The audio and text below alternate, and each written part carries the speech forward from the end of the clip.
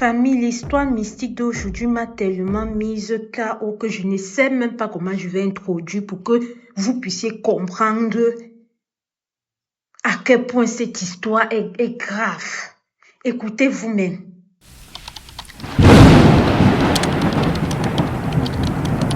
Bonsoir Madame Alicia Lotus. Là, je vais vous raconter l'histoire de ma maman.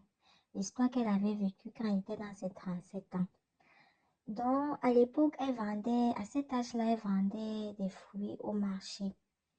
Et bref, c'était pas un grand truc. C'était déjà, elle s'asseyait et elle avait son petit étalage là de fruits, elle vendait. Et il y avait donc un monsieur aussi qui était derrière elle, qui avait un comptoir et lui il vendait du pain rassis. Vous voyez les pains que quand la boulangerie fait une journée, n'arrive pas à vendre. À lui, le pâté, il achetait ça. Et vous allez voir, il vendait ça à 500 francs. Bref, pas très cher. Et ça finissait toujours, toujours et toujours. Donc, c'est comme ça qu'il a commencé à draguer ma maman, lui dit, tu me plais bien et tout, dis-moi ce que tu veux, je vais faire et tout, et tout, et tout. Ma maman lui a dit, comment est-ce que tu dis que tu vas faire tout ce que je veux, tu vas prendre l'argent. Oui, il me dit, mais j'ai l'argent. Dis-moi, tu veux quoi? Je peux acheter une moto, je mets des euros là, ça travaille et puis tu prends les bénéfices, tout, rien que pour toi. Qu'est-ce que tu veux? Dis-moi. Elle me dit, mais tu vas faire ça, tu as l'argent, quel argent? Il dit, mais moi j'ai de l'argent, ne me vois pas seulement comme ça. C'est comme ça, ma maman à l'époque, quand elle entend argent, elle dit, c'est comme ça, elle a commencé à sortir avec le monsieur. Donc, ils ont commencé à sortir ensemble.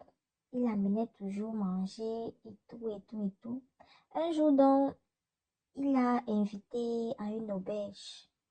Un auberge autant pour moi. Il a invité à une auberge et il était venu avec un de ses amis. Ils sont donc descendus au bar de l'auberge pour boire quelque chose. Les messieurs, ils avaient commandé, lui et son ami, ils avaient commandé un Star 33 et Beaufort.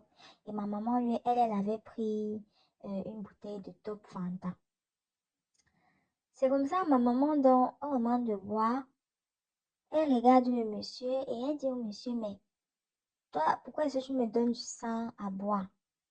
Moi, je ne veux pas boire du sang parce que ce que je bois dans la bouteille de jus, c'est du sang.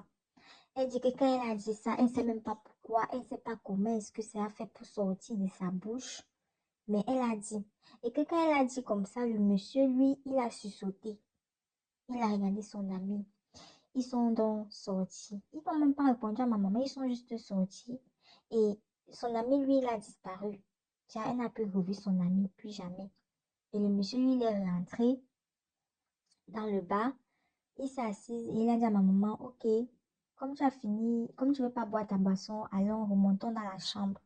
C'est comme ça, quand il remonte dans la chambre, le monsieur, il dit à ma maman, voilà, tu as découvert ce qui devait se passer. Elle dit, découvert comment? Il lui dit, n'aie pas peur, laisse-moi te dire mon secret.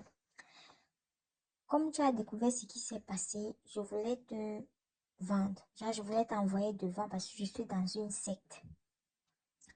Ma maman se saute. Tu es dans une secte comment? Il dit, je suis dans une secte, mais n'aie pas peur.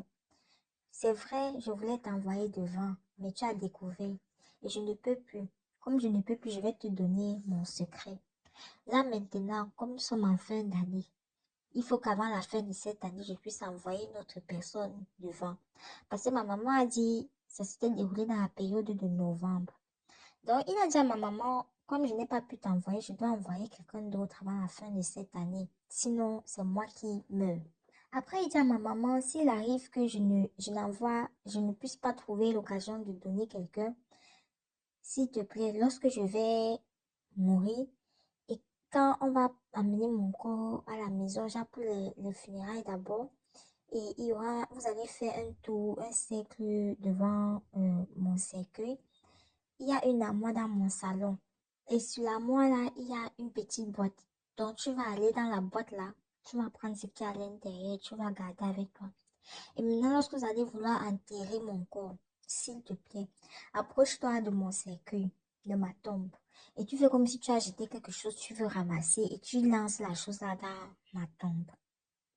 Et quand tu vas faire ça, quelques jours après, tu vas recevoir une très grande somme d'argent, une très très grosse somme d'argent. Mais s'il te plaît, promets-moi que sur l'argent-là, tu vas donner une bonne partie à ma femme pour qu'elle puisse s'occuper de mes enfants. Et le reste, tu peux prendre pour toi pour faire ton commerce.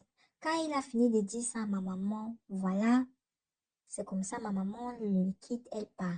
Et quelques jours plus tard, le monsieur la rappelle et il lui dit, il y a tel accident qui s'est déroulé à tel endroit. Maman dit, oui, j'ai entendu parler de ça. Il dit, c'était moi. Et j'ai envoyé cette dame-là. Donc, je ne vais pas mourir parce que j'ai pu finir ce que j'avais à faire. C'est comme ça, ma maman, ma maman à l'époque, c'était une femme vraiment, genre, je m'en fous. Donc, quand le monsieur lui parlait de ces trucs-là, comme ça, elle était rentrée, ou bien elle était passée à autre chose. C'est quand il revient encore et il lui dit que c'est l'accident, là, c'est lui et tout et tout. C'est comme ça, elle prend peur. Elle part voir mon grand-père, donc son papa. Et mon grand-père, c'était un herbaliste. Quand elle explique la situation à mon grand-père, c'est comme ça, il travaille sur elle, il la nettoie et tout et tout et tout. Voilà, c'est comme ça qu'il a pu la protéger et rien ne lui est arrivé. Donc, c'était ça l'histoire. Famille, vous avez écouté l'histoire là. Hey. Hey, hey, hey, hey, hey, hey. C'est à croire que les gens, quand ils écoutent des histoires comme ça, il y a encore certains qui ont le courage de dire que oh, tu mens, oh, c'est ci, oh, c'est là. Vous avez écouté l'histoire là. Je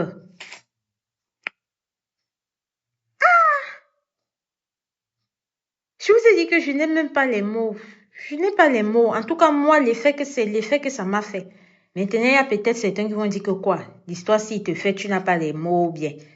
Je vous dis seulement ce que moi, je ressens.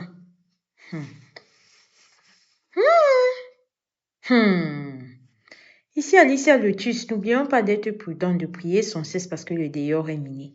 Si toi aussi tu as une histoire vraie ou mystique, viens soit en inbox, soit sur ce numéro qui s'affiche là.